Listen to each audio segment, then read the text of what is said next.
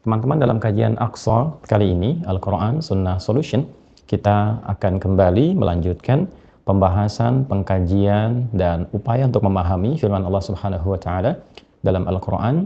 Alhamdulillah, di pertemuan yang lalu telah sampai kita pada ayat ke-36.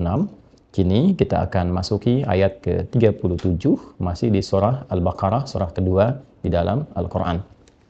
Mengingat waktu kita cukup singkat menuju Isya, tadi mohon maaf kami ada penyesuaian kendala teknis sehingga kita memulai mendekat kepada Isya. Untuk itu kita ambil hikmah dan sisa waktu yang Allah berikan kepada kita untuk langsung saja membahas kajian dimaksud, dan silahkan fokuskan, disiapkan seperti biasa mushaf Al-Quran ataupun mungkin juga yang tersambung pada perangkat Anda di gadgetnya supaya kita memiliki keterhubungan yang baik dan mendapatkan keberkahan dari Al-Quran yang insya Allah kita akan bacakan bersama. Baik, kita kembali ke Quran surah kedua Al-Baqarah di ayat ke-37. Allah Subhanahu wa Ta'ala berfirman, A'udzu billahi minasyaitonir rajim. Bismillahirrahmanirrahim. Fatalaqa Adamu min rabbih kalimatin fataba 'alaihi innahu huwat tawwabur rahim. Fatalaqa Adamu min rabbih, maka Adam mendapati dari Allah Subhanahu wa Ta'ala kalimatin, beberapa kalimat-kalimat yang mengajarkan bimbingan taubat kepadanya. Fataba alaih, maka dengan mengambil dan mengamalkan kalimat-kalimat itu dengan sepenuh hati dan ketulusan, Allah Subhanahu wa Ta'ala menerima taubat beliau. Innahu huwat tawwabur rahim, innahu, sungguh Allah itu, huwat tawwabur rahim, benar-benar maha menerima taubat yang dilakukan oleh hamba-hambanya dengan penuh kesungguhan. Ar-Rahim, maha dalam sayang dan kasihnya kepada setiap hambanya. Baik teman-teman, di pertemuan yang sebelumnya telah kita uraikan bahwa di ayat ke-35 dan 36 surah Al-Baqarah, Allah Subhanahu wa Ta'ala memberikan gambaran tentang kehidupan Nabi Adam dan istri beliau, ayah dan bunda kita semua, yaitu Nabi Adam dan Sayyidah Hawa alaihi wassalam, di dalam fase awal training, pembekalan sebelum keduanya memulai tugas misi besar sebagai khalifah di bumi ini. Inni ja'ilun fil ardi khalifah, itu misi dasarnya disebutkan di Quran surah kedua ayat 30 dan telah kita tuntas uraikan itu semua.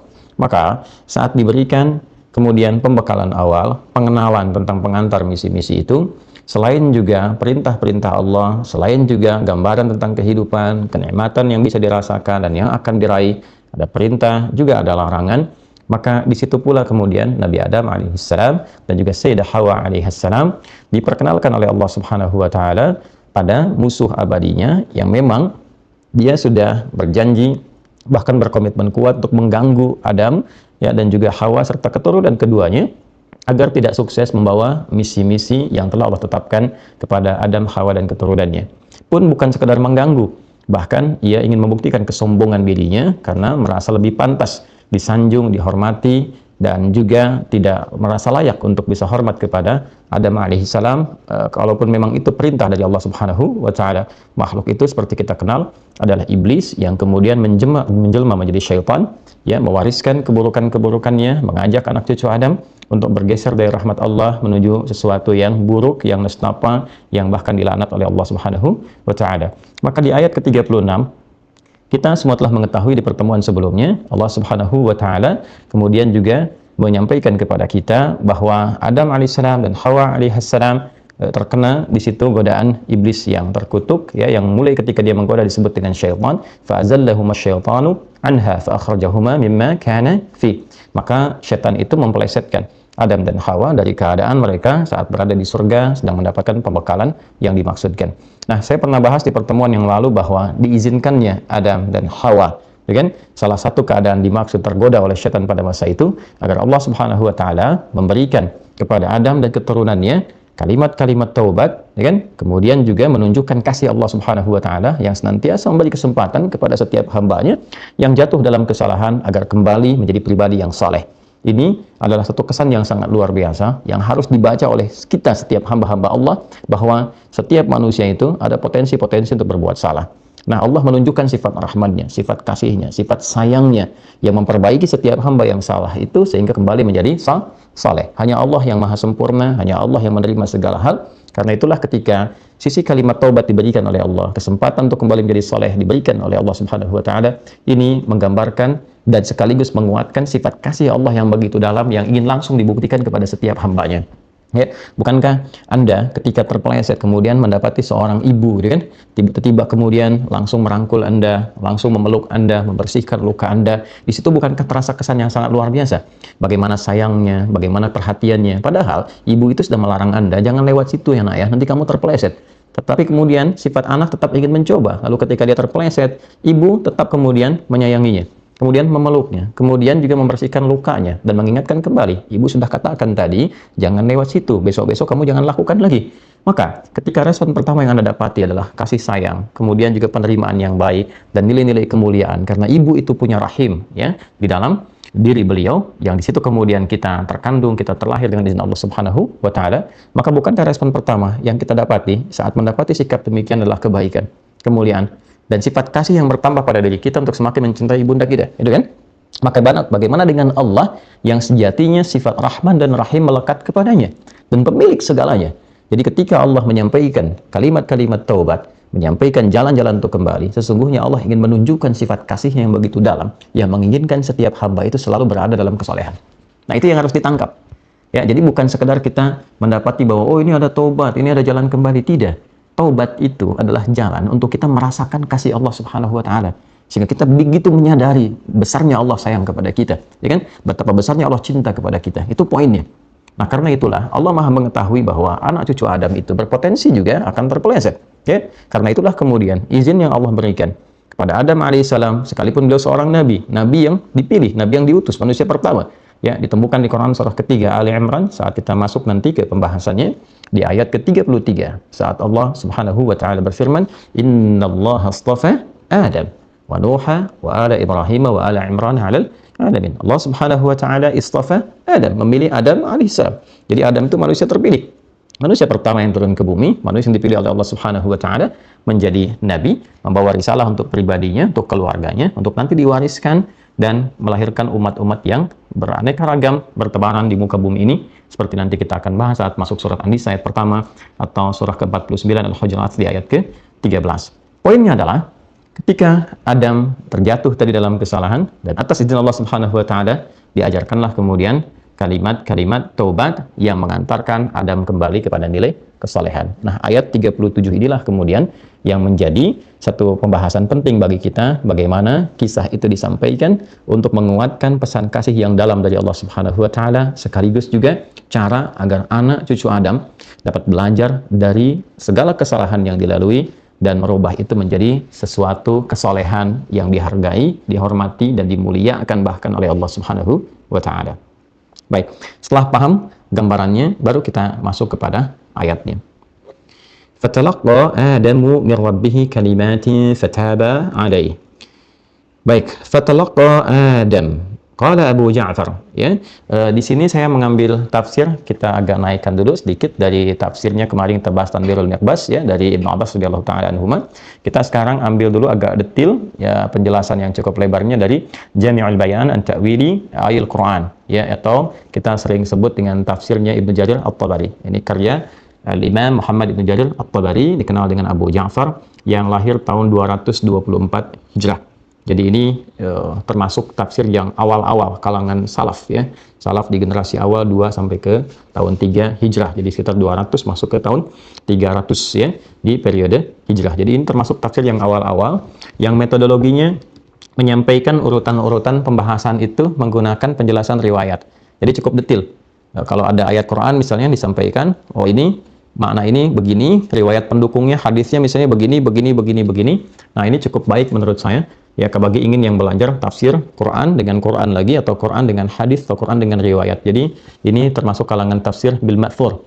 Ya, kalau Tanwirul Miqbas kan singkat padat ya, bagi orang yang ingin memahami makna Quran dengan singkat dan padat. Nah, ini gambarannya.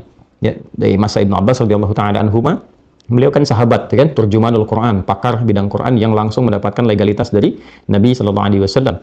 Ya, di antara murid-muridnya nanti banyak gitu kan, yang dari mulai Ikrimah dan kemudian murid-murid lain, lalu melahirkan murid lainnya juga di kalangan tabi'in sampai kemudian kepada kita. Karena di era itu orang lebih mudah hafalan Qurannya, tahu bahasa Arab dengan cukup baik. Karena itu tafsir itu nggak panjang-panjang. Ini maksudnya ini maksudnya ini, ya. Tapi kemudian berlanjut ke generasi berikutnya, pemahaman juga tentang bahasa itu agak kurang.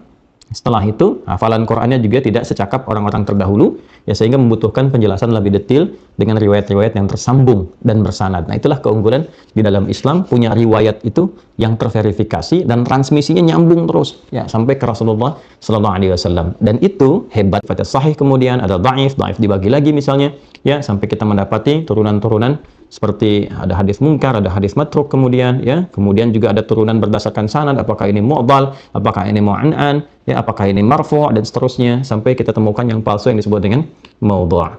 Nah, setelah paham itu semua, yuk kita bacakan. Jadi saya ingin kita mengerti dulu corak tafsirnya kemana nih, sehingga kalau ngaji kita paham, oh ini kalau mau mendalami bahasa tafsirnya yang ini, kalau kita ingin bahas sosiologi tafsirnya yang ini, kalau kita ingin bahas riwayat tafsirnya yang ini, kalau ingin simple, nah yang ini. Ya, nanti metodologi Ibnu Abbas ini radhiyallahu taala anhuma akan ditiru kemudian misalnya dalam tafsir Al-Jalalain, ya, di antara yang populer sekali di masyarakat, ya, yang simple, gampang dan mudah untuk memahami keumuman makna Al-Qur'an. Bismillahirrahmanirrahim. Qala Abu Ja'far rahimahullahu taala, Imam Abu Ja'far yaitu Ibnu Jarir At-Tabari menyampaikan, amma ta'wilu qawlihi ta'ala fatalaqqa Adam. Adapun ta'wil, ya, pendalaman makna dari firman Allah Subhanahu wa taala fatalaqqa Adam. Baik, di sini ini cukup menarik, ya. Beliau tidak menggunakan istilah tafsir, tapi takwil. Nah, jadi saya sering kali menyampaikan di antara sekian banyak kitab-kitab tafsir yang isinya semua takwil dalam tanda petik, ya, itu adalah tafsirnya Jami'ul Bayan atau tafsir Imam Ibnu Jarir At-Tabari, ya. Ini cukup menarik sekali, ingin memberikan kesan bahwa ini bukan sekedar penjelasan tapi pendalaman, karena takwil itu maknanya lebih dalam dibandingkan dengan tafsir. Jadi beliau ingin menekankan bahwa di kitab saya ini, saya bukan sekedar menyampaikan sebuah penjelasan, tapi pendalaman yang saya dalami, bukan sekedar penjelasannya, katanya, tapi sampai ke riwayatnya. Kurang lebih demikian, ya. Allah Ta'ala a'lam bishawab. Amma ta'wilu qawlihi ta'ala, adapun yang dimaksud dengan pendalaman makna firman Allah Subhanahu wa taala, fatalaqqa Adam, maka Adam bertalaqi, mengambil, mendapati, ya, faqila, maka disebutkan makna dari fatalaqqa Adam itu innahu akhadha wa qabila, bahwa Adam itu akhadha, mengambil, wa qabila, dan menerima. Oke, jadi makna talaqqa, ya kan? Talaqqa itu bisa diartikan, ya, bukan sekedar menerima, ya, tapi mendapati itu secara langsung. Makanya kita dengar istilah talaqi. Talaqi itu mendapatkan sesuatu secara langsung. Ya, jadi kalau kita tarik ke dunia kita, misalnya murid dengan guru, walaisa kamitsli syai', nggak boleh diserupakan dengan Allah Subhanahu wa taala, karena tidak ada penyerupaan makhluk dengan Khaliq, ya. Ini antara kita misalnya guru dengan murid, maka murid duduk, lalu guru di situ misalnya menyampaikan sesuatu secara langsung, ya, secara fisikal itu ada.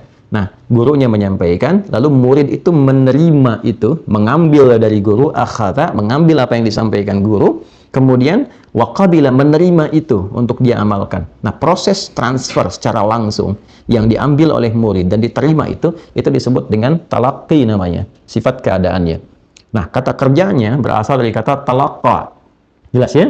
Talaqqa. Maka ini memberikan kesan kepada kita bahwa Nabi Adam alaihissalam ketika mendapati dari Allah Subhanahu wa taala kalimat-kalimat yang membimbing beliau untuk kembali menjadi saleh, kalimat-kalimat taubat, maka penggunaan kata talaqqa ini dalam Al-Qur'an memberikan kesan bahwa kalimat-kalimat taubat ini tanpa perantara, langsung dari Allah Subhanahu wa taala. Itu maksudnya. Ya, maka di sini digambarkan innahu akhadha wa qabila, maka Nabi Adam alaihissalam mengambil langsung itu yang diberikan oleh Allah. Allah yang mengilhamkan kepadanya. Allah mengajarkan kepada Nabi Adam alaihissalam. Maka Nabi Adam mengambil itu wa qabila, lantas menerimanya. Wa asluhu at-tafa'ul min al-liqa kama yatalaqqa ar-rajulu ar-rajula yastaqbiluhu 'inda qudumihi min ghaibatin aw safarin. Ini seperti yang tadi saya sampaikan ilustrasinya, ya. Wa asluhu, dan asal kalimat at-talaqqa itu at-tafa'ul, ya. Asal kalimat talaqqa at-tafa'ul min al-liqa. Jadi ada dua sisi yang terjadi dari satu pertemuan, ya kan?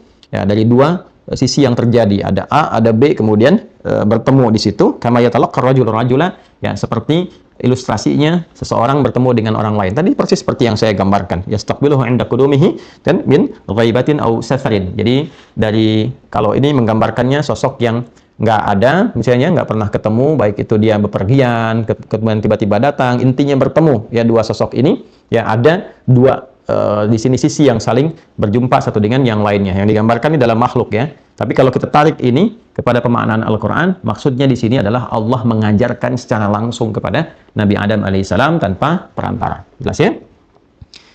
فَكَذَلِكَ ذَلِكَ فِي قَوْلِهِ فَتَلَقَّى كَأَنَّهُ اسْتَقْبَلَهُ فَتَلَقَّاهُ بِالْقَبُولِ حِينَ أَوْحَى إِلَيْهِ أَوْ أَخْبَرَ بِهِ. Kan? Nah ini yang tadi persis saya sampaikan. Jadi insya Allah apa yang saya sampaikan dari tafsir-tafsir Quran itu menginduk kepada keterangan-keterangan para ulama yang insya Allah tidak hanya dari satu tafsir. Jadi kalau saya sampaikan di awal itu dengan izin Allah Subhanahu Wa Taala, insya Allah itu sudah mengambil intisari dari kitab-kitab tafsir yang sudah kami pelajari, khususnya dari guru-guru yang kami belajar dari mereka. Ya. Jadi di sini kesimpulannya, ka'annahu istaqbalahu fatalaqahu bil qabul. Ya maka dianalogikan di sini kiasannya ya seakan-akan memberikan kesan kepada kita bahwa Adam alaihissalam menerima langsung dari Allah Subhanahu wa taala kalimat itu, fatalaqahu, maka belajar ya dari apa yang Allah berikan itu diterima oleh Nabi Adam, fatalaqahu, diambil secara langsung, kemudian bil qabul, dengan penerimaan terbaik. Nah, hina auha ilaihi aw akhbara bihi, ya tatkala itu langsung Allah berikan melalui wahyu atau dikabarkan. Nah, jadi ini memberikan penguatan kepada kita dua hal, bahwa Allah Subhanahu wa taala memberikan kalimat-kalimat taubat langsung kepada Adam alaihi salam. Yang kedua, diberikan itu melalui pewahyuan ketika dikabarkan kepada Nabi Adam alaihi salam. Adam, kamu salah gitu kan? Telah berbuat kesalahan. Adam menyesali itu. Lalu Allah kirimkan kemudian kalimat-kalimat taubat, diilhamkan, diwahyukan kepada beliau alaihi salam, maka Adam menerima itu semua. Nah, teman-teman, di sini ada sesuatu yang menarik ya. Saya teruskan dulu, kemudian kita akan jeda untuk mendengarkan adzan dan melanjutkan setelah menunaikan salat Isya berjamaah. Saya sempurnakan sedikit paragrafnya. Fama'na dzalika idzan falaqallahu Adama kalimati taubatin. Ya, kemudian fatalaqaha Adamu min rabbih wa akhadhaha anhu taiba. Fataballahu alaihi biqailihi iyyaha wa qabulihi iyyaha min rabbih. Ini yang sangat menarik. Jadi, kesimpulan cepatnya, maka Allah Subhanahu wa taala mengajarkan, menyampaikan dan memberikan kepada Adam kalimat-kalimat taubat. Fatalaqaha Adamu, maka Adam pun langsung menyambut itu, mengambilnya, mempelajarinya, kemudian juga mengamalkannya min rabbih, dari Rabbnya Allah Subhanahu wa taala, wa akhadha anhu taiba, dan mengiringi pengambilan itu dengan sifat-sifat taubat. Ini yang penting. Ya, mengiringi pengambilan itu dengan sifat-sifat taubat. Jadi bukan sekedar diambil, dibacain, enggak begitu.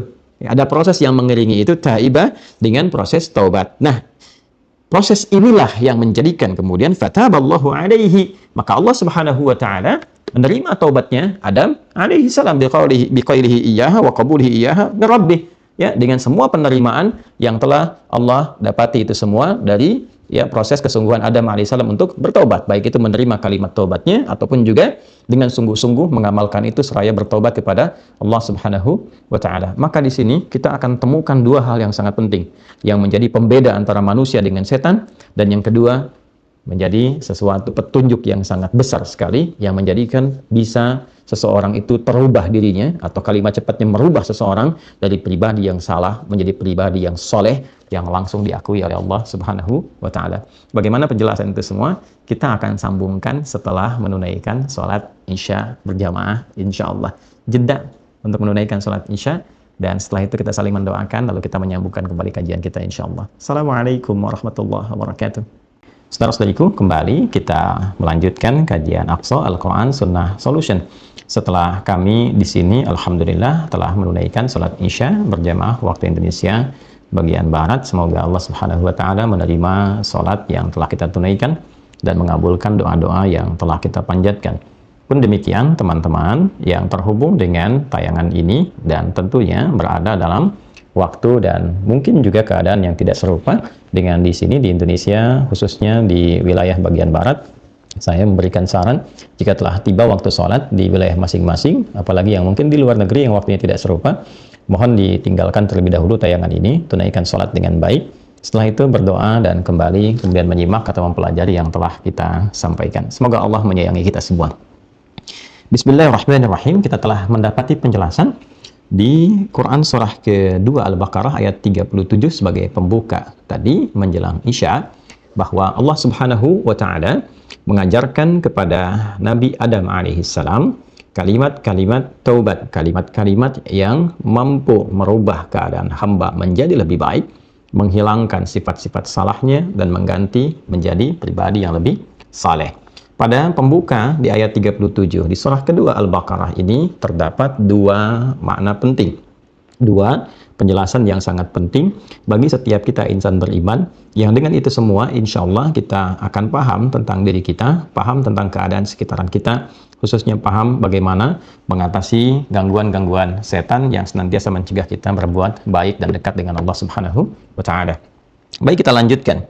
Yang memiliki kitab ini berada di halaman ke-319 juz yang pertama, pembahasan surah ke-2 Al-Baqarah di ayat ke-37. Baik, falaqallahu Adama kalimati taubatin, ya, maka Allah Subhanahu wa taala mengajarkan kepada Adam secara langsung kalimat-kalimat taubat. Fatalaqaha Adamu min rabbih wa akhadhaha anhu taiba. Maka Adam alaihissalam pun menerima, mengambil itu kalimat-kalimat taubat itu, ya, lalu mempraktikkan itu dengan penuh kesungguhan dan rasa taubat. Fataballahu alaihi, ya, maka Allah pun Subhanahu wa taala menerima taubatnya Adam alaihissalam biqaulihi iyyaha wa qabulihi iyyaha min rabbih. Ya, karena Adam mampu mempraktekkan itu dan juga menerima dan mempraktekkan taubat yang dimaksudkan, ya, dengan sepenuh dan jiwa dan kesungguhan dirinya karena Allah Subhanahu wa taala. Baik, sebelum kita lanjutkan di detil kalimat apa yang dimaksudkan di sini, ya, apakah kemudian kalimat itu juga disajikan di dalam Al-Qur'an, ya, untuk kita bisa pelajari, untuk kita amalkan. Nah, sebelum ke pembahasan itu, kita akan ungkap dulu dua hal yang sangat penting yang menjadi spirit awal dari Quran surah kedua Al-Baqarah di ayat ke-37 ini. Teman-teman sekalian, turunnya kalimat-kalimat taubat yang Allah berikan kepada Adam alaihissalam, yang kelak juga akan dipelajari oleh anak cucu dan diamalkan, ya, oleh mereka semua termasuk kita saat ini, ada satu pokok pembahasan yang sangat penting yang membedakan manusia dari setan. Nah, ini tolong dicatat baik-baik dan saya akan coba uraikan dengan memberikan ilustrasi di papan tulis ini. Teman-teman sekalian, seperti kita ketahui saat kita membahas tentang perilaku setan di ayat 34 itu di surah Al-Baqarah, ya. Kalau kita ingin urutkan, di sini sebelah kanan kita tuliskan Adam, ya, alaihissalam. Kemudian kita berikan tanda kurung di sini manusia. Karena saat penciptaan Adam itu kan dilangsungkan, hal pertama yang Allah sebutkan di dalam Al-Qur'an itu kalimat sisi kemanusiaannya dengan menggunakan kata bashar, ya, ada di Quran surah ke-15 di surah Al-Hijr, ya kan, di ayat yang ke-28. Wa idz qala rabbuka lil malaikati inni khaliqun bashara, ya, ini disebut dengan bashar. Ini saya tekankan sisi kemanusiaannya dulu. Kemudian saya berikan di sini dalilnya Quran surah ke-15 di ayat ke-28. Ya, nanti kata bashar ini kita akan temukan disebutkan sebanyak 35 kali dalam Al-Quran. Ya. Nanti ada sekali disebutkan dengan bashara ini, tapi bashar disebutkan 35 kali. Nah, ini sisi kemanusiaannya. Ini untuk membedakan dengan malaikat dan jin yang telah tercipta sebelumnya. Ya kan? Malaikat sudah dicipta sebelumnya, jin juga sebelum manusia. Jadi kalau kita ngaji ayat ke-27-nya, kita temukan di situ tentang jin. Wal janna khalaqnahu min qablu min naris samum. Sedangkan jin, kalangan jin, ya, kata Allah, dengan keagunganku aku ciptakan sebelum manusia dari bahan yang berbeda, ya. Baik. Di sini ini Adam, sisi kemanusiaan. Kemudian di sini kita temukan setan. Itu untuk perbandingan, ya. Setan ini kan sifat penggodanya. Telah saya jelaskan, silahkan rujuk kembali di ayat 36 di episode yang lalu. Ini sifat penggoda. Ketika dia mulai memprovokasi anak cucu Adam, ya, bahkan memulai dengan Adam diprovokasi, maka yang disebutkan ini sifat penggodanya syaitan. Ya kan? Kemudian merujuk kepada pribadinya, ya, kembali kepada dasar, ya, makhluk asalnya disebut dengan iblis.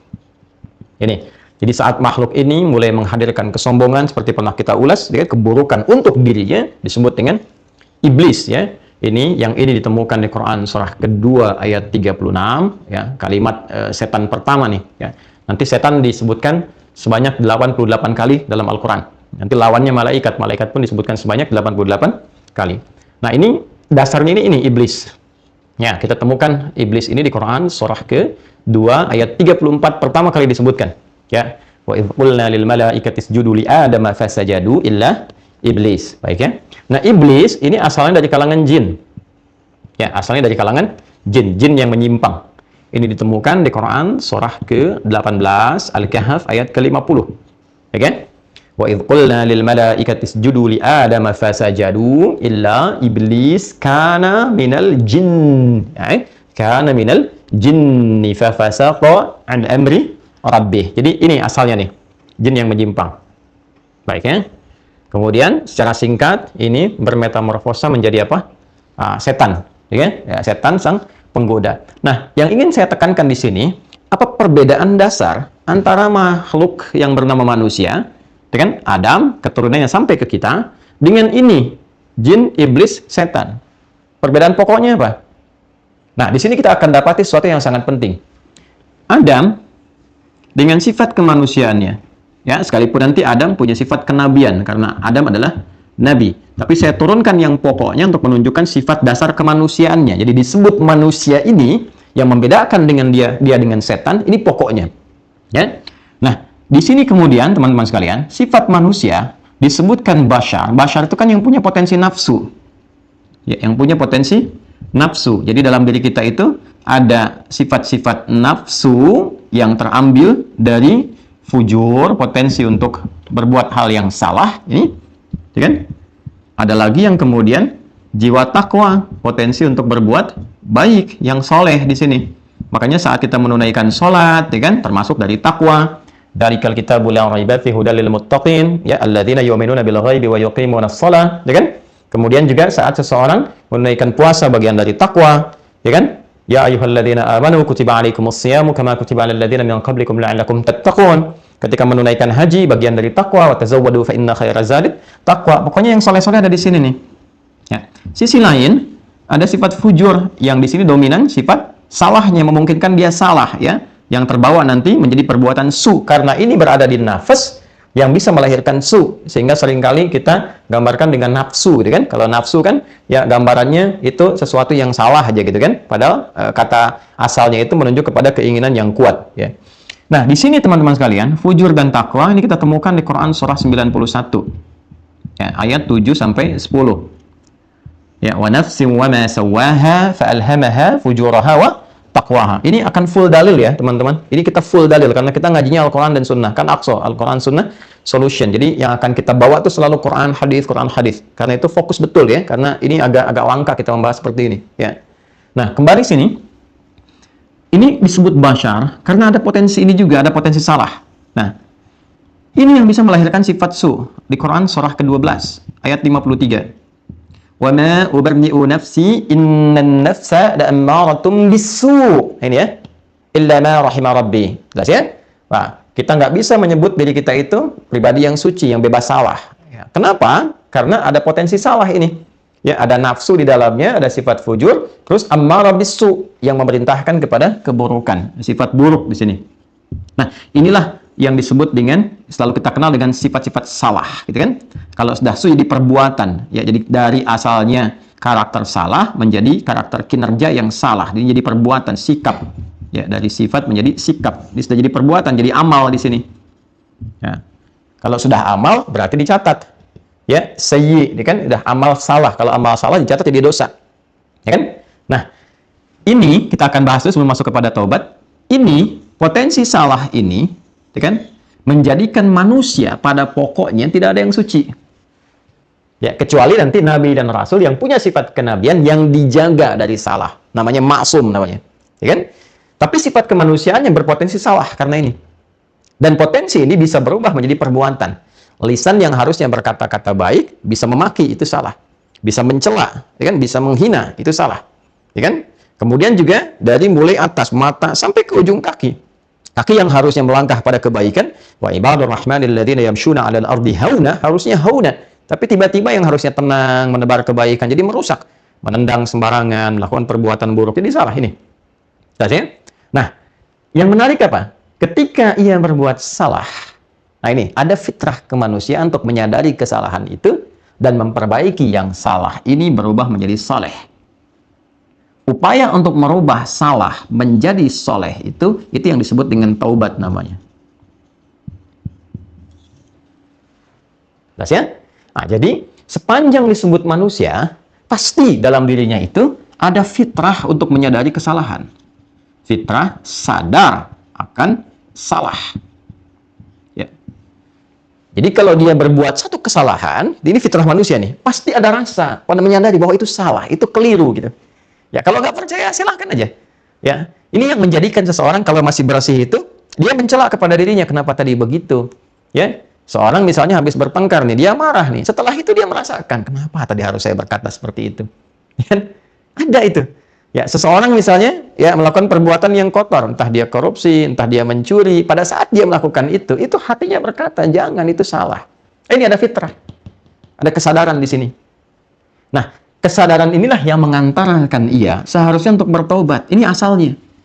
Karena saat hamba ini salah, manusia ini keliru, Allah sudah menunjukkan dari kisah Nabi Adam alaihissalam. Ada fitrah yang melekat. Adam manusia, ya, Adam ditunjukkan salah untuk mengajarkan kepada anak cucunya. Nanti kita ngaji tafsir yang lain. Jadi kalau kita mau bicara lebih dalamnya lagi, mudah bagi Allah mengingatkan Adam dan menjaganya dengan fitrah kenabiannya. Tapi kenapa diizinkan waktu itu tergoda oleh setan? Karena Allah ingin mengajarkan kalimat taubat, kalimat kembali menjadi saleh, menuntun anak cucu Adam yang bukan nabi dan rasul, yang tidak punya sifat maksum. Supaya kalau salah, cara kembalinya bagaimana gitu. Itu poin dasarnya.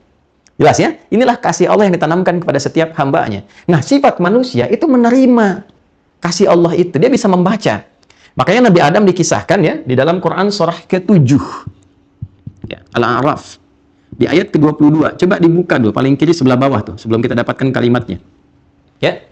Wa nadahuma rabbuhuma. Kan alam anhakuma antilkuma syajarah. Ya kan? Coba dibuka deh. Quran surah ke-7 Al-A'raf ayat ke-22. Paling kiri sebelah bawah, teman-teman. Ya. Bismillah, coba kita lihat. Ini. Ya, dari fadallahuma, ya kan? Fadallahuma bighurur, setan kemudian memprovokasi dan mengarahkan mereka untuk berbuat salah, yaitu Adam dan Hawa. Tapi lihat bagian-bagian terakhirnya itu ya di ayatnya. Wa nadahuma rabbuhuma alam anhakuma, seperti yang tadi saya sampaikan, ya. Alam anhakuma antilkuma syajarati wa aqul lakuma inna syaitana lakuma aduwwum mubin. Jelas ya? Jadi saya buka tuh maksud saya sengaja ingin mengingatkan Anda kalau kajian ini bawa mushaf supaya lebih terasa gitu ya. Mudah bagi kita menyebutkan ini itu. Tapi kalau Anda langsung bersentuhan, itu menghafal secara cepat dan Anda nggak akan mudah lupa dengan ayat itu. Tertanam ya. Pernah buka di posisi mana itu tertanam betul, itu kebawa gitu. Nah, singkatnya apa? Singkatnya Allah menyadarkan. Tapi diklarifikasi dulu tuh, klarifikasi. Ya, Adam, Hawa, kan saya sudah larang engkau, ya kan? Untuk mendekati larangan itu. Jangan sentuh yang ini, jangan dekati pohon itu. Yang Al-Baqarah di ayat yang ke-35 ya. Wa qulna ya Adam uskun anta wa zawjukal jannata wa kula minha ragadan haitsu syi'tuma wa la taqrabu hadhihi syajarah. Jangan dekati yang ini ya. Ya. Ini kan training sebelum turun ke bumi, ada perintah, ada larangan, kan? Jangan kamu dekati yang ini. Lalu tiba-tiba setan masuk pada lahuma bil ghurur, diprovokasi, dikasih gambaran-gambaran indah dan sebagainya, diarahkan kepada yang salah, gitu kan? Nah, yang terjadi kemudian terjadilah pada saat itulah Allah kemudian mengingatkan, menegur mereka berdua, Adam dan Hawa alaihimassalam, dan alam anhakuma antilkuma syajarati. Aku kan sudah katakan kepadamu untuk melarang kalian berdua. Saya kan dah larang, dah cegah dari awal. Kenapa kemudian kalian lakukan? Ya kan? Nah, jadi ini konfirmasi awal supaya keluar tuh di lisan Adam dan Hawa alaihimassalam fitrah ini, fitrah taubat. Ini yang membedakan dengan konfirmasi yang kita temukan di sisi iblis, laknatullahi alaihi. Ya. Jadi Adam itu ketika kemudian oleh Allah diingatkan, dikonfirmasikan kesalahannya untuk menunjukkan apa sih yang keluar kemudian di lisannya, yang membedakan kemudian dengan fitrahnya iblis yang memang selalu pengen salah. Ya, ini bandingkan dengan Quran surah 7 di ayat 12. Ya, kalau mau terus sampai 13 ya silahkan. Ya, kita cek di sini. Qala ma mana'aka alla tasjuda idh amartuk. Jelas kan? Ketika kemudian iblis laknatullahi alaihi, dia tidak mau sujud hormat kepada Adam, ya, karena Allah perintahkan, itu dikonfirmasi oleh Allah. Ya, untuk didengar di lisannya apa yang keluar. Allah sampaikan, kenapa kamu ya tidak mau sujud hormat kepada Adam? Bukan karena sujud hormatnya, bukan karena hormatnya, ini perintah saya, kata Allah. Ya. Qala ma mana'aka, ya, apa yang mencegah engkau antas juda idh amartuk, ya, saat engkau tidak mau hormat kepada Adam ketika aku perintahkan. Hei iblis, ini perintah saya, gitulah gampangnya. Kenapa kamu nggak mau kemudian hormat sujud kepada Adam? Karena itu perintahku, kata Allah, kan itu kan perintah saya. Ya, coba perhatikan, bandingkan dengan yang ini, dengan fitrah kemanusiaan. Ya, Adam, Hawa, aku kan sudah cegah, kenapa engkau masih lakukan itu? Aku kan sudah sampaikan kepada kalian berdua, setan itu musuh yang nyata, kenapa engkau lakukan? Ya. Dan nanti lihat apa jawabannya. Jawaban yang di sini, ya, perhatikan baik-baik. Jawaban yang di sini, teman-teman sekalian, ya, di ayat 13 kita temukannya. Ya, qala ana khairum min. Khalaqtani min narin wa khalaqtahu min tin. Dengan Allahu Akbar. Apa yang dia katakan? Aku lebih hebat dibandingkan dengan Adam. Aku lebih unggul. Ya, engkau ciptakan aku dari api, kata iblis itu, ya, dan engkau ciptakan dia dari apa? Dari tanah. Nggak levelnya, kemudian saya mesti hormat. Maka yang keluar keangkuhan, kesombongan. Tuh. Perhatikan baik-baik. Nanti kita akan mendapati satu hal yang luar biasa dan ilmu ini sangat mahal sekali. Lihat konfirmasinya. Iblis mengeluarkan konfirmasi dengan fitrah keangkuhannya, sombong, angkuh, tuh, enggan dia untuk bahkan menerima pesan-pesan taubat yang disampaikan oleh Allah. Sedangkan manusia, fitrahnya ada kesadaran diri. Ini sadar salah. Ini yang membedakan setan dengan manusia. Ya, jadi kalau setan, ya, dia berbuat salah, dia nggak kenal benar karena kesombongannya. Jadi dia dengan sombong itu menutup pintu dirinya sendiri untuk menerima kalimat taubat yang Allah sampaikan. Padahal dia tahu Allah itu penyayang. Ya, Allah itu Ghafur, pengampun, Rahim, penyayang, Rahman, kasihnya begitu luas, Rahim begitu dalam, ya kan? Tapi dia tidak mampu mengambil rahmat itu karena tertutup dengan kesombongannya. Sombong ini yang menjadikan dia itu enggan untuk menerima bahkan hidayah dari Allah, untuk bahkan menerima petunjuk dari Allah, untuk bahkan menerima perintah dari Allah supaya hormat ke Adam. Ini yang dikonfirmasikan di Quran surah 2 ayat 34. Aba wastakbar. Dia enggan itu istakbar karena sombong, karena angkuh. Ya kan? Nah, yang mau saya garis bawahi, fitrah kesetanan. Ingat baik-baik ya, Anda boleh catat ini, silakan. Fitrah kesetanan menjadikan ia sulit untuk bertobat karena kesombongan. Saya ulang ya. Fitrah kesetanan menjadikan ia sulit untuk bertobat karena kesombongan yang ia pertahankan. Boleh bikin status tuh. Ya kan? Manusia berbeda. Fitrah kemanusiaan menjadikan ia sadar akan kesalahan dan bertobat menuju kesalehan. Tolong catat itu ya. Fitrah kemanusiaan menjadikan ia sadar akan kesalahan sehingga ia bertobat menuju kesalehan. Jadi, sepanjang kita manusia, kalau berbuat salah, itu bagian dari keadaan diri sebagai seorang manusia yang punya potensi salah. Sekalipun nggak bisa kita benarkan untuk berbuat salah, tidak. Tapi ada potensi untuk berbuat salah. Tapi sepanjang Anda manusia, saya manusia, kita manusia, saat salah itu pasti kita punya fitrah untuk bertobat. Itu poinnya. Jelas ya? Itu poinnya. Jadi fitrah ini yang mesti kita munculkan. Cuman setan yang saat salah nggak mau tobat. Jadi kalau ada ditemukan manusia yang saat berbuat salah, lantas kemudian dia sadar dan mau dia bertobat, itulah manusia sejati.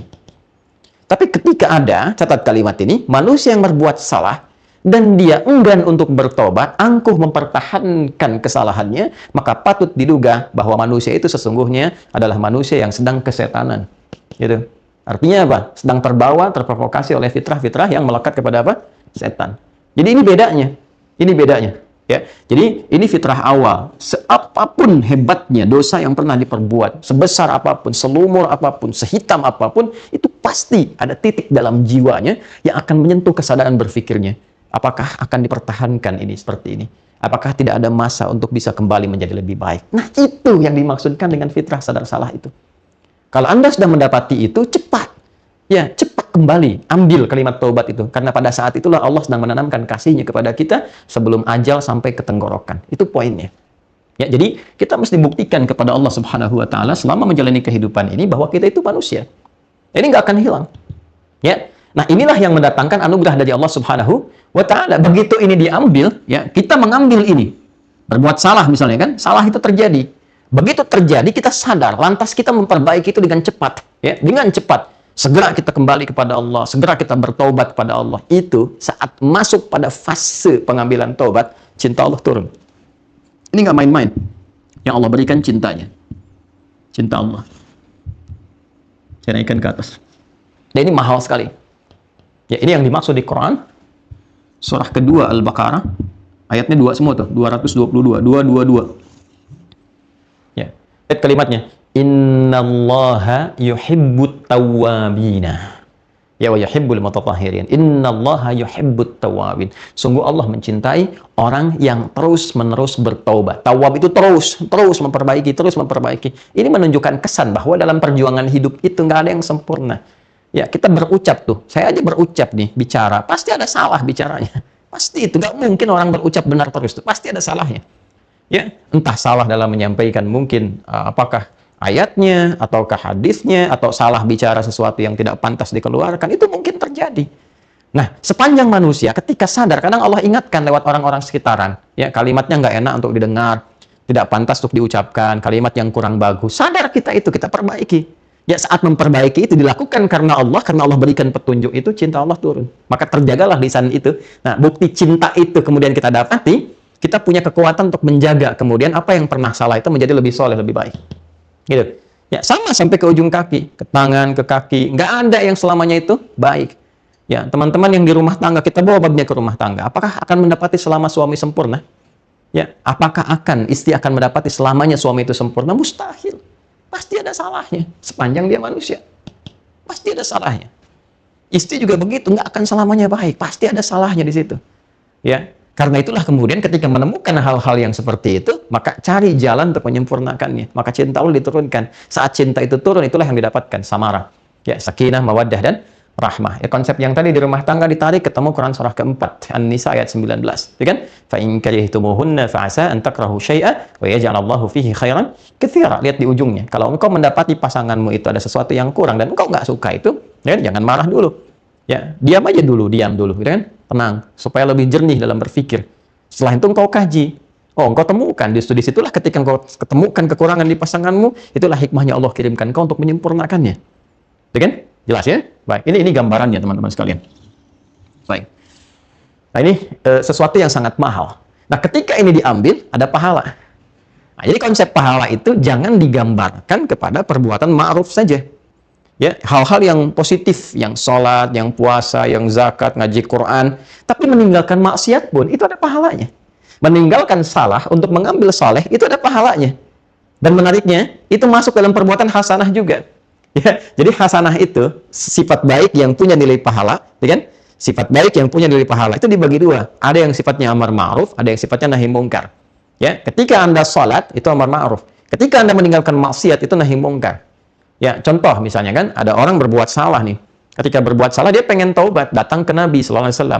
Saat akan tiba waktunya, salat. Maka Nabi tahan dulu, kita salat dulu. Begitu salat, dia datang lagi mengkonfirmasi. Nabi katakan, taubatmu sudah diterima, engkau tadi salat. Ya, ketika dia salat itu, sedang memanjatkan permohonan taubatnya. Ya, itu diterima, dikonfirmasikan oleh Allah dengan turunnya Quran surah ke-11, Hud, ayat 114. Aqimis salata tarafain nahar, wa zulafan minal lail, innal hasanati yudhibnas sayyiat. So, perbuatannya sayyi, sifatnya jamaknya sayyiat. Ya, ketika Allah turunkan kata hasanah di situ, Allah katakan perbuatan baik itu yang merubah seseorang dari salah menjadi pribadi lebih soleh, itu melahirkan hasanah, itu ada pahalanya dan menggugurkan dosa-dosanya. Anda bayangkan nggak dengan taubat itu, salahnya gugur, dosanya gugur, terus tetap dapat pahala di situ, pahala datang. Ya, berapa nilai pahalanya? 10. 10. Dari mana konfirmasinya? Quran surah yang ke-6 ayat 160. Man jaa'a bil hasanati falahu asyru amsalihha. Siapa mempraktikkan, mengerjakan satu perbuatan baik yang punya nilai kebaikan di sisi Allah, dia dapat 10 pahalanya. Ini perhatikan, ini bukan ilmu otak-atik ya, tapi begitu kuatnya kesesuaian dengan lafaz-lafaz dan penempatan ayat-ayat Al-Qur'an. Jadi kita itu saat meninggalkan perbuatan buruk untuk membedakan fitrah manusia kita dengan setan, Allah berikan 10 poin kebaikan. Jangan dihitung 1, 2, 3, 4 begitu. Jarak 1 ke 2, 3 ke 4 itu begitu mahal. Analoginya kita ke masjid saja baru nyampe udah 25. Jarak 1 ke 2-nya 500 tahun. 2 ke 3, 500 tahun. Coba lihat ini. Lihat baik-baik ya. Fokus baik-baik.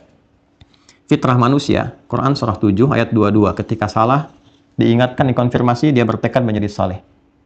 Setan, Quran surah 7 ayat 12. Lihat baik-baik. Ketika dikonfirmasi, diingatkan, dia angkuh. Konfirmasi keangkuhannya ayat 13, ini konfirmasi kesalehan manusia ayat 23. Perhatikan baik-baik. 22 kurangi 12, bukankah 10? Konfirmasi, 23 kurangi 13, bukankah 10? Ketika ini sifat-sifat setan bisa ditinggalkan, sifat setan kan salah, menjadi soleh, Allah berikan 10 poin. Konfirmasi Quran surah 6 ayat 160. Ini mahal ilmunya. Ya, Anda hanya bisa dapati ketika kita berusaha untuk mengkaji, menggali, ikhlas, belajar dari guru-guru yang saleh, ya, yang dalam ilmunya. Bukan cuma pintar, tapi saleh. Kita akan merasakan kenikmatan Allah yang sangat luar biasa. Betapa Allah sayang dengan kita. Ya, betapa Allah sayang dengan kita. Kalau sudah paham ini, baru kita belajar kalimatnya. Ngerti dulu ini. Ya, saya ingin tanamkan bahwa nggak ada manusia sempurna. Tolong sampaikan, ya, atau tebarkan apa yang saya sampaikan di malam hari ini, risalah yang kita ajarkan dari Quran kepada setiap insan beriman. Ya, para pelaku maksiat, atau bahkan mudah-mudahan ceramah saya ini sampai ke lapas-lapas dan sebagainya. Anda yang terjebak dalam kesalahan, yang sekarang Allah isolasi supaya menjadi lebih baik. Makanya di lapas ada masjid, kadang-kadang datang ustadznya dan sebagainya. Saking sayangnya Allah, diberikan jalan untuk kembali. Kurang apa lagi gitu kan? Anda yang berada di luar, yang mungkin masih Allah beri kesempatan untuk bertobat, memperbaiki, tidak ditampakkan aibnya di hadapan banyak orang. Saking sayangnya Allah kepada kita. Kurang apa lagi? Kan?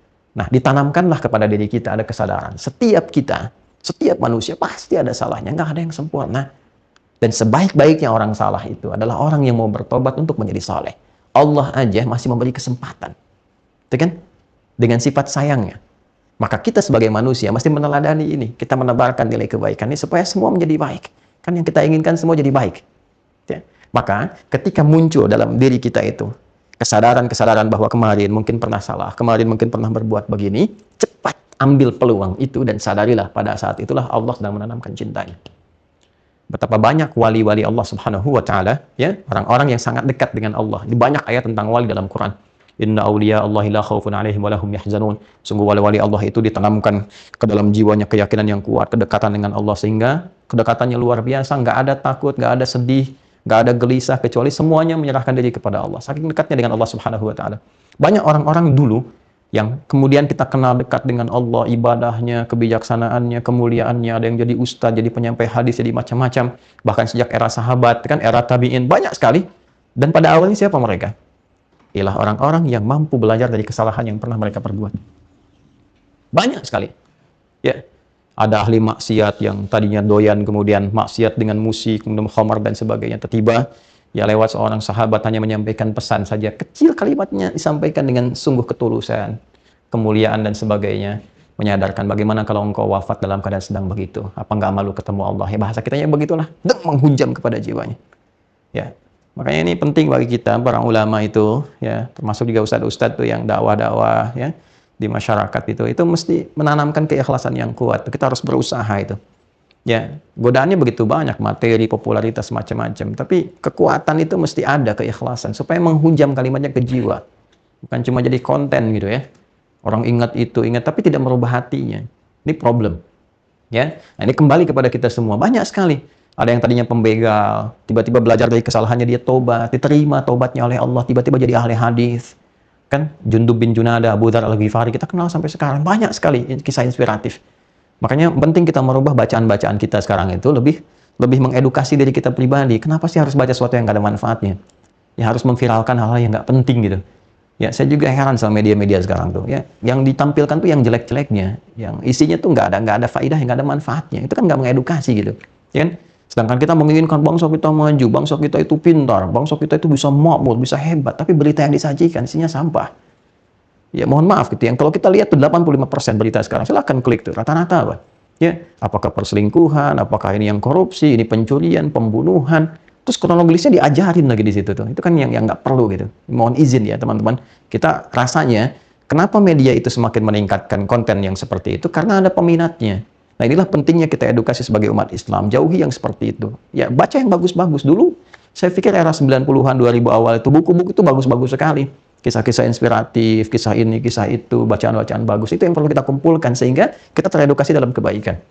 Ya, ini barangkali kembali ke sini, saya ingin menekankan sekali bahwa fitrah manusia itu adalah sadar akan kesalahannya dan ia terdorong selalu untuk memperbaiki diri. Jadi kalau berbuat salah, ya, jangan dibenarkan kesalahan itu. Disadari bahwa itu salah. Itu poinnya. Itu salah. Jangan dipertahankan.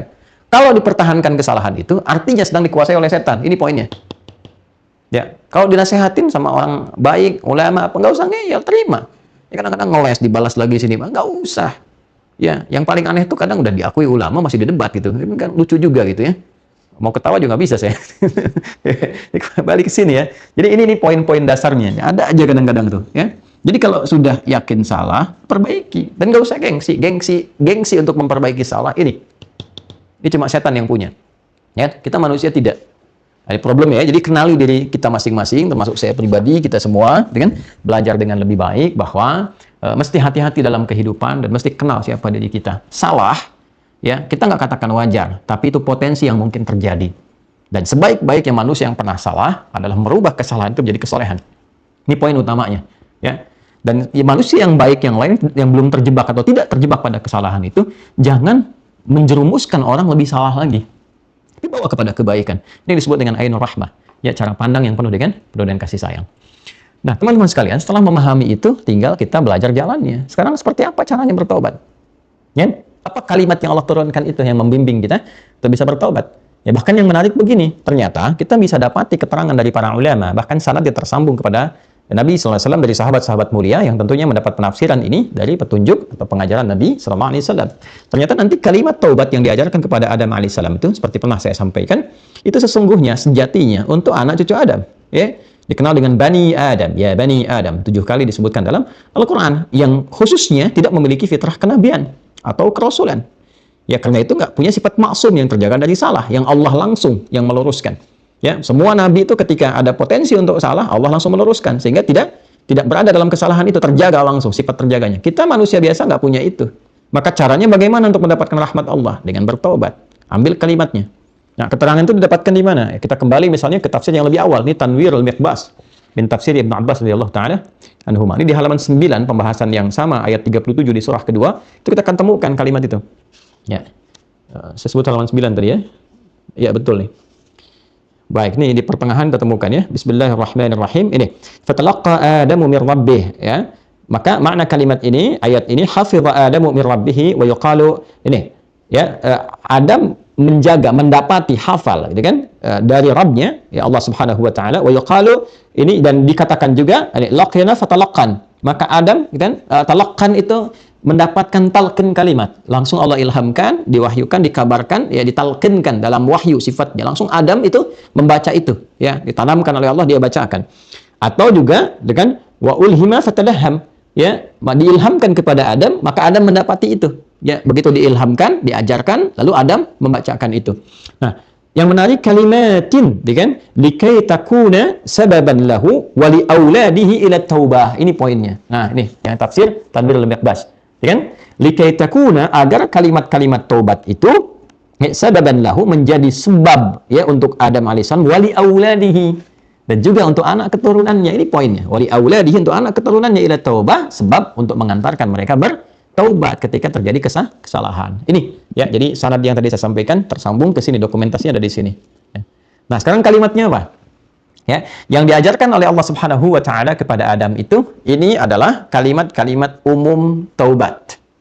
Ya, saya katakan kalimat umum taubat itu maksudnya apa? Kalimat yang mencakup keseluruhan perbuatan-perbuatan salah yang pernah dilakukan seorang hamba, lantas kita menyadari itu salah, kembali, jalan kembalinya apa? Ada jalan pembuka. Nah, jalan kembalinya bagaimana gitu kan? Nah, ini Allah sampaikan kalimat-kalimat diajarkan kepada Adam alaihissalam. Kita teruskan dulu ngajinya, ya, kembali ke tafsir ini, Ibnu Jarir At-Tabari. Baik, kita dapati dulu riwayatnya ya. Ini di riwayat nomor 774. Jadi di sini bagusnya beberapa tafsiran itu dari ayat nanti keluar. Ya, ini riwayatnya yang tersambung terus ke Nabi, tersambung ke sahabat dan sebagainya sebagai penafsiran, lalu dirinci penomoran. Nomor 1, nomor 2, nomor 3, sehingga nanti mudah bagi kita untuk mengonfirmasi kalau kita ingin mengetahui kembali ya di mana posisinya gitu. Qala, berkata Imam Abu Ja'far ini, haddatsani Yunus bin Abdul A'la, ya, telah menyampaikan kepadaku Yunus bin Abdul A'la. Penting digarisbawahi, ini Abu Ja'far Muhammad bin Jarir At-Tabari ini selain penafsir, beliau juga periwayat hadis. Beliau juga ahli sejarah. Nah, jadi ada kitab sejarah yang tersambung kepada beliau. Jadi beliau ini seorang sejarawan, ya, seorang ahli hadis juga periwayat, juga seorang apalagi satu lagi yaitu ahli Al-Qur'an, dan karyanya banyak sekali. Ya. Haddatsani Yunus bin Abdul A'la, beliau menyampaikan bahwa Yunus bin Abdul A'la telah mengatakan kepadaku, qala akhbarana Ibnu Wahhab. Kemudian juga Yunus bin Abdul A'la menyampaikan, telah mengabarkan kepadaku Ibnu Wahhab, qala Ibnu Zaid fi qawlihi, Ibnu Zaid menyampaikan. Nah, ini jadi bukan pendapat sendiri. Ini yang saya sering kali katakan, dalam Islam itu ilmunya itu terkonfirmasi bersanad. Ada transmisi, terkodifikasikan lagi itu semuanya, ya, terbukukan. Ada. Jadi ada pakemnya. Karena itu nggak ada kesempatan orang itu untuk berkreasi dalam agama yang sudah pokok, yang sudah ada, ya. Nah, kecuali perkara-perkara nanti fikih yang sifatnya luas, itu pun diatur sama dalil. Jadi nggak bisa berdiri sendiri, nggak ada pendapat ide karena begini lalu bikin begitu, tidak. Ya, dalam tentu terkonfirmasi ide Anda ini sesuai nggak, ya, dengan apa? Dengan pedoman pokok yang ada dalam agama. Baik itu sumber dalil, Al-Quran ataupun hadis, kemudian juga metodologi, ya, dari Quran hadis itu nggak bisa tiba-tiba saya Quran hadis, nggak bisa. Anda bagaimana bisa langsung memahami begitu? Nggak. Ada metodologi memahaminya. Sebut dengan fiqih. Nah, para ulama itu sudah mempelajari, dan itu bersanad dari Nabi itu petunjuknya. Ya, oleh Nabi diajarkan kepada para ulama di kalangan sahabat, nanti ulama kalangan sahabat mewariskan itu pada generasi seterusnya. Generasi itu menjaga lagi, diwariskan lagi. Nah, pakem ini yang terjaga sampai sekarang. Sehingga agama itu bersih, orisinal. Dia terjaga keotentikannya. Otentisitasnya luar biasa. Islam itu sangat luar biasa. Jelas sekali. Nggak bisa kita keluar macam-macam. Makanya, semua tuntunan di ibadah kita itu terukur dan teratur. Silahkan cek. Nih, bangun dari tidur doanya bisa sama. Coba lihat ya. Bangun dari tidur berdoa sama. Mau tidur juga sama. Terkonfirmasi. Dan riwayatnya dicari sama tuh ke atasnya. Dari cara bangun tidur bagaimana, apa yang dibacakan. Apalagi pada yang pokok-pokok, sholat. Dari awal, takbir sampai dengan salam. Jelas runtutannya.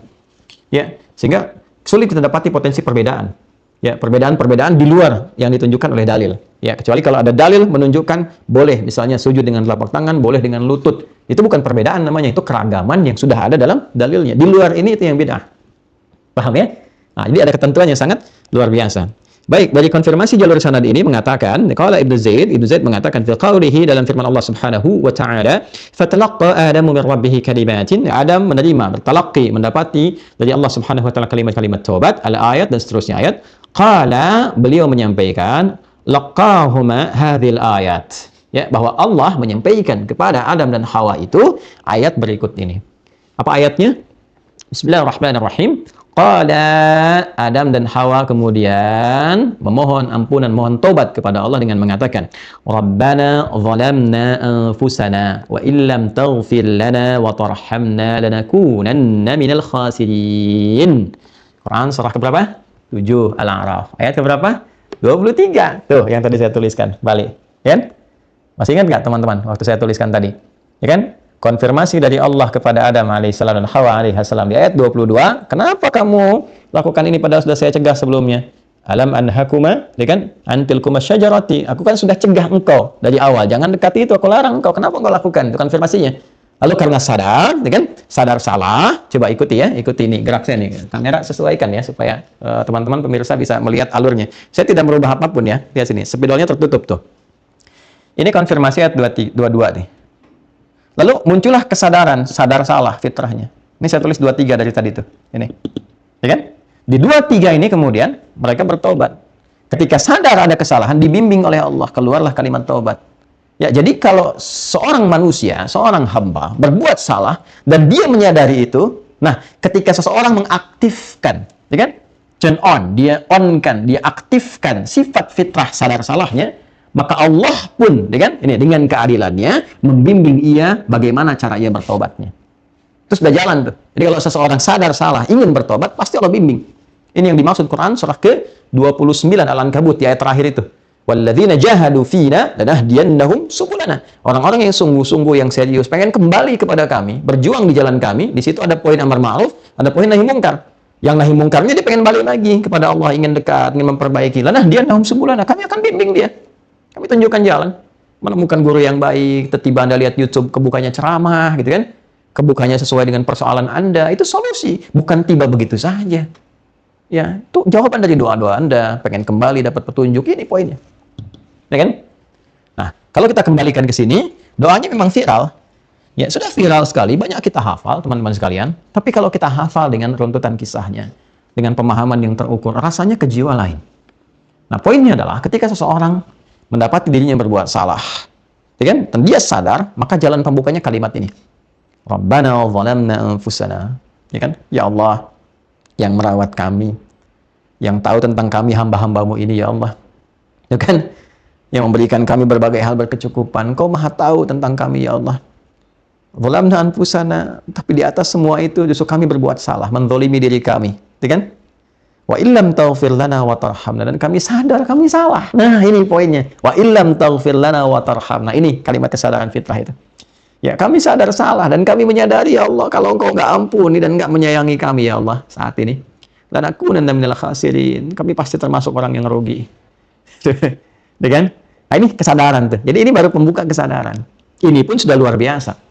Ya. Tapi ingat, ya, taiba, ingat kembali kepada tadi itu. Wa akhadha anhu taiba. Dan ketika mempraktekkan ini mesti diiringi dengan sifat-sifat taubat, ada penyesalan. Ya kan?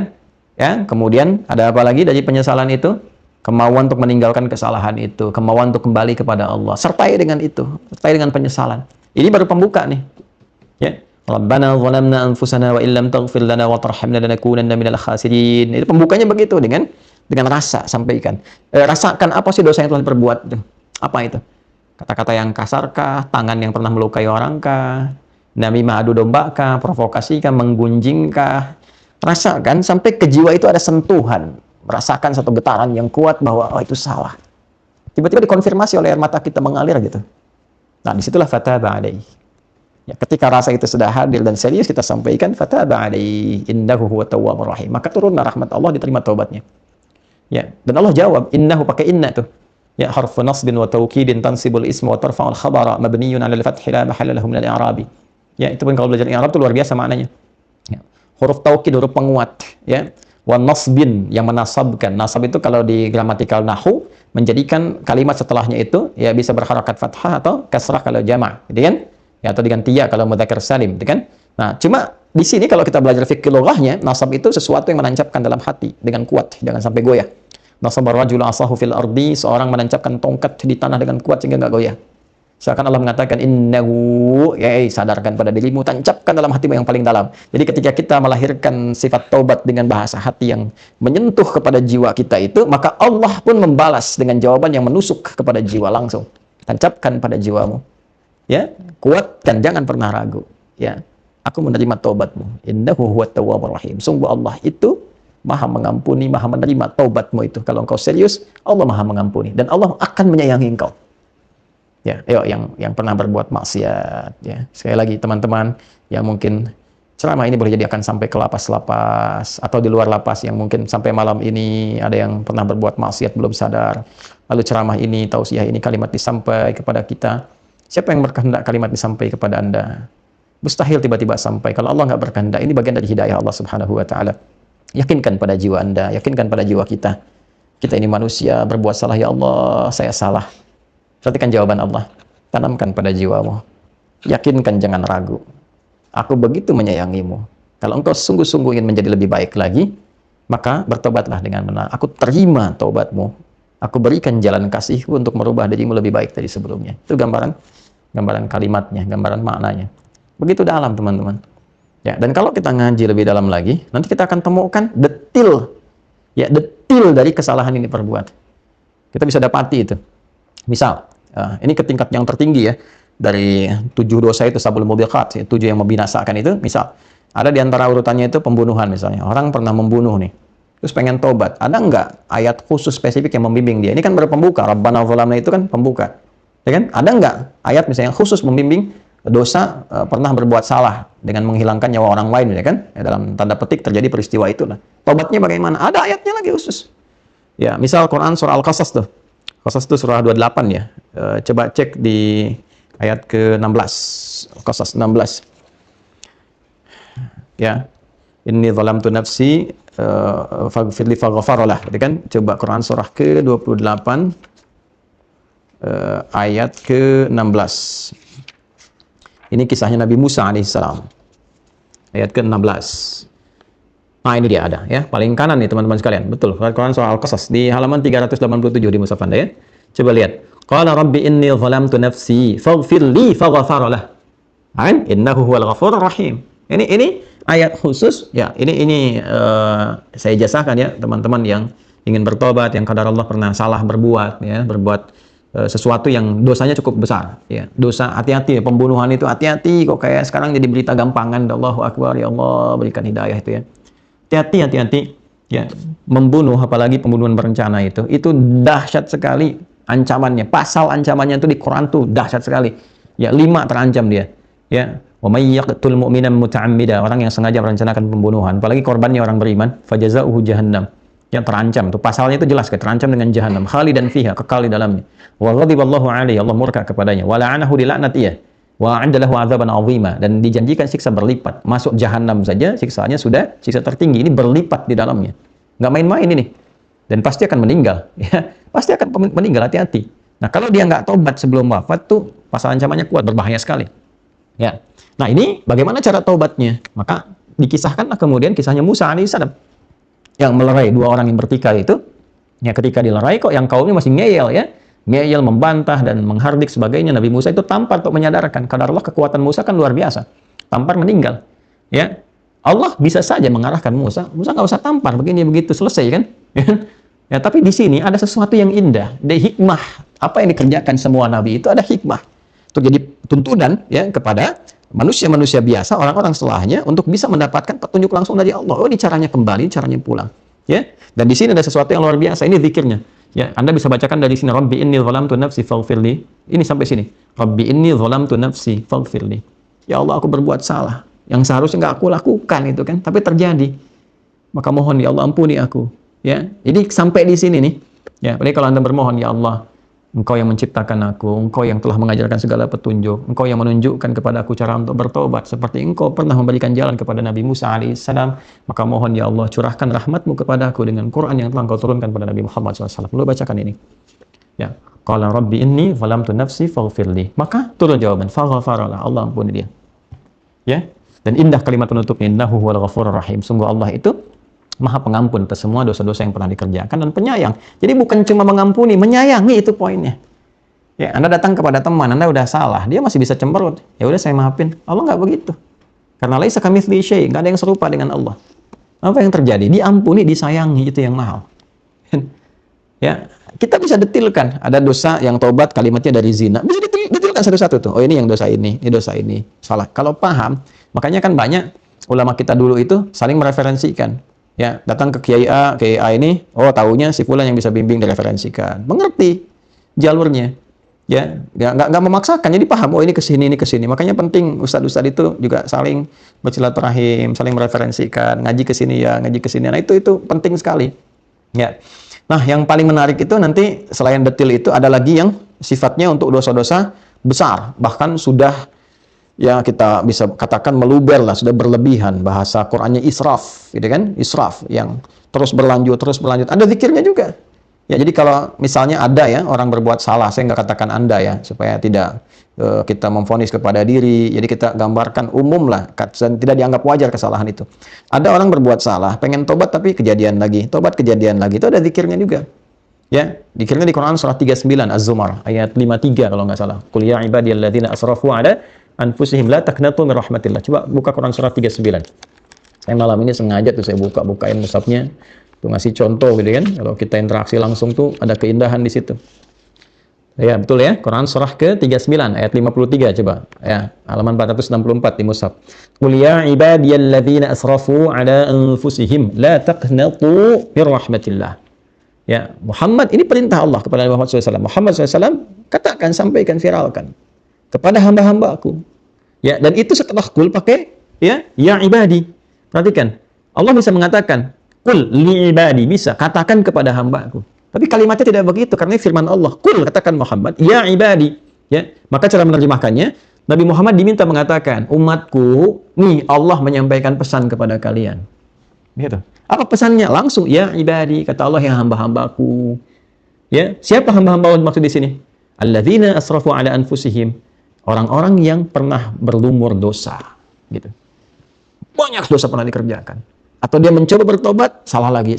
Ini la taqnatu min rahmatillah. Jangan putus asa dari rahmat Allah. Jadi kalau kita ingin merubah diri, belum langsung seketika terjadi, ya terus lakukan lagi. Jangan berhenti di situ dan jangan pernah menyimpulkan. Hati-hati provokasi setan. Setan itu juga hati-hati ya. Setan itu pinter yang kebelingar. Ya, makhluk pinter yang kebelingar. Dia nggak akan diam tuh. Dia akan terus goda. Jadi begitu Anda bertobat, didorong terjadi lagi, salah satu was-wasnya, provokasinya adalah, ya udah kamu memang bakatnya berbuat maksiat, percuma taubat juga. Hati-hati tuh. Kalau ada kesimpulan seperti itu, hati-hati. Maka orang ini sedang dikuasai oleh setan. Ya, Allah memberikan petunjuk. Kamu jangan menyimpulkan bahwa kamu nggak diterima taubat. Terus lagi sampai membangun kesadaran pada dirimu. Ya, semakin kuat lagi, gitu kan? Ya, Kenapa Allah nggak langsung terima, Ustaz? Kan bisa saja Allah langsung terima. Udah aku terima, selesai. Kan? Nah, apa yang diharapkan di situ?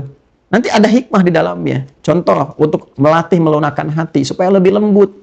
Ya, karena orang itu kalau sudah, Anda kalau mandi terlalu kotor, udah apa bahasa Rusianya apa sih? Letakkan ya. Letakkan itu apa ya? Ya, jadi udah kotor betul ya. Kemudian tanah itu udah nempel keras di sini. Apa Anda pikir dengan sekali siram itu luntur semua? Ya, dan kalau sudah cair hilang dari badan, kan tidak, kan pasti berkali-kali kan, begitu. Nah, ini sama. Jadi kadang-kadang kalau dosanya itu terlampau berat, terlampau banyak, nggak bisa sekali Anda katakan langsung hilang begitu, enggak. Hati itu mesti lembut dulu. Allah menginginkan, bukan sekedar hilang maksiatnya, tapi ada kemampuan merubah perbuatan salah menjadi lebih soleh. Kalau hatinya sudah lembut, hilang nanti yang kasar-kasar ini, mudah menerima yang baik-baik yang Allah berikan kepadanya. Itulah hikmahnya kenapa kadang-kadang lagi. Sampai kita ketagihan untuk bertobat, merasakan kenikmatannya. Kalau sudah merasakan kenikmatan itu, maka benci dengan yang buruk-buruknya. Selesailah semua keburukan itu. Itu hikmahnya. Ya, karena itu motivasi yang disampaikan dalam Al-Quran, la taqnatu min rahmatillah, jangan putus asa. Ya, lalu ini yang paling indah, innallaha yaghfiru dzunuba jami'a. Allah mengampuni semua dosa. Jadi kalau ada bisikan iblis mengatakan bahwa ini nggak mungkin diampuni dosa ini nih, aduh, kegedean dosanya deh, percuma gitu tobat juga. Nah, itu provokasi, hati-hati. Allah langsung bantah itu, innallaha yaghfiru dzunuba jami'an. Sebelum nyawa sampai ke kerongkongan selalu ada peluang untuk kembali menjadi saleh. Itu teman-teman sekalian. Ya. Nah, ada rahasia. Rahasia ini begitu tinggi dan terkonfirmasi riwayatnya, teman-teman sekalian. Nah, saya bacakan pembuka mukadimah rahasianya ya. Jadi ngaji kita tamatkan dulu ya. Ada sanad yang tersambung kepada Ibnu Abbas radhiyallahu taala anhuma. Masih di kitab ini di halaman 320 di selanjutnya. Nah, di sanad kitab ini disampaikan detail dari proses permohonan taubat Adam alaihissalam kepada Allah Subhanahu wa taala. Nah, ketika Adam ini kemudian menyampaikan tadi, menerima tadi, ya Rabbana zalamna anfusana wa illam taghfir lana wa tarhamna lanakunanna minal khasirin, itu ada satu macam dialog yang terjadi dan sanadnya tersambung kepada Ibnu Abbas radhiyallahu taala anhuma. Jadi sebelum dibacakan itu ada dialognya terus, lalu kemudian masuklah kalimat permohonan yang sangat luar biasa indah. Nah, di sini dikonfirmasikan, begitu luar biasa, begitu dahsyat.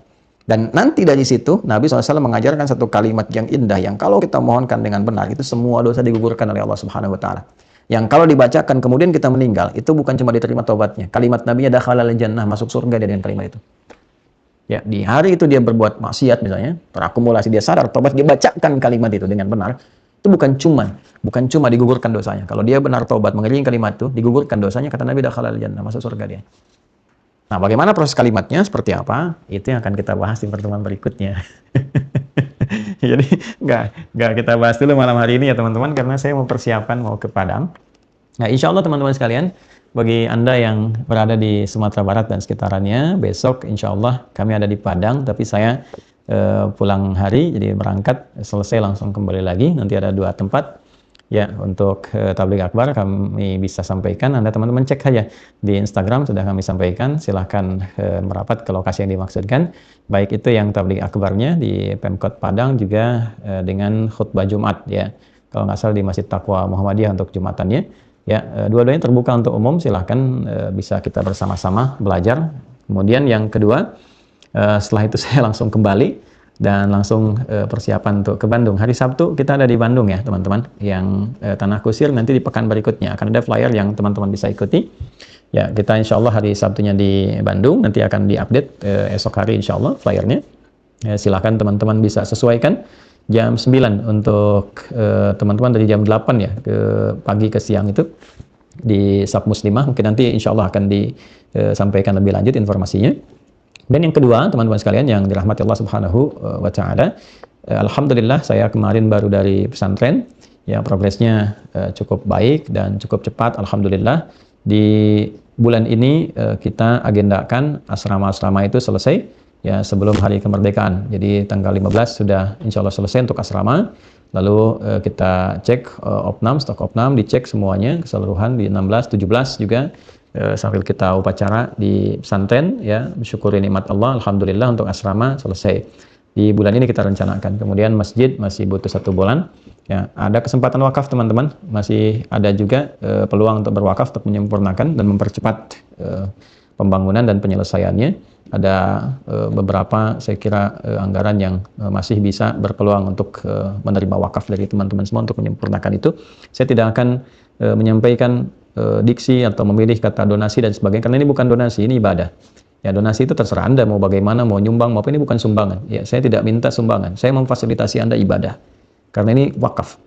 Ya, baik itu tanahnya, kemudian juga bangunannya dan semua yang ada di sana yang sudah kita siapkan itu diwakafkan. Wakaf itu artinya sudah memberhentikan semua kepemilikan dan segalanya diserahkan kepada Allah. Jadi kita hanya mengelola, miliknya kita serahkan kepada Allah Subhanahu wa taala, kita hanya berusaha beribadah di situ. Nah, jadi kami memfasilitasi Anda untuk beribadah. Silahkan kalau pengen ibadah di sini. Mungkin ada yang di tempat lain, silahkan. Kalau ingin ada di sini, silahkan. Di situ ada tempat yang kita siapkan untuk mencetak ulama, ya, kemudian juga tempat yang kita siapkan mencetak ahli Quran untuk ke depan. Dan kita siapkan semampu yang kita optimalkan untuk mendidik dengan benar, ya. Dan itu insya Allah semuanya kita atur, tertibkan, administrasinya juga kita rapikan, kita audit semua.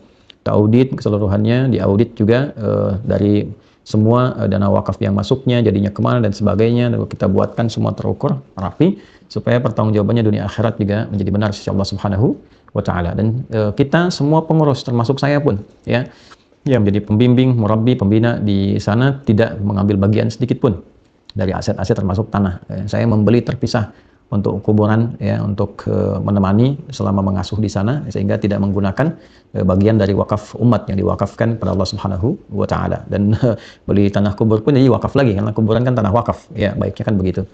Jadi teman-teman, singkatnya silahkan, masih terbuka peluang teman-teman untuk berwakaf di rekening Bank Syariah Indonesia, ya, atas nama Yayasan Ma'had Islam Rafiah Akhir.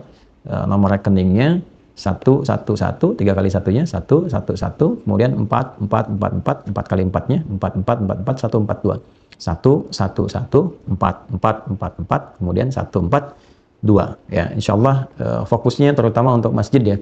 Saya kira kalau teman-teman ada yang ikut kajian ini, mungkin ada 100.000 orang bisa melihat, ya, kalau subscriber kita ada 4 jutaan sebagainya, 100.000 aja menyebar, ya. Malam ini misalnya teman-teman berwakaf 20.000, saya kira insya Allah bulan depan sudah selesai semuanya. Ya, kapasitas masjid itu insya Allah bisa menampung 2.500 orang, cukup kokoh, cukup kuat.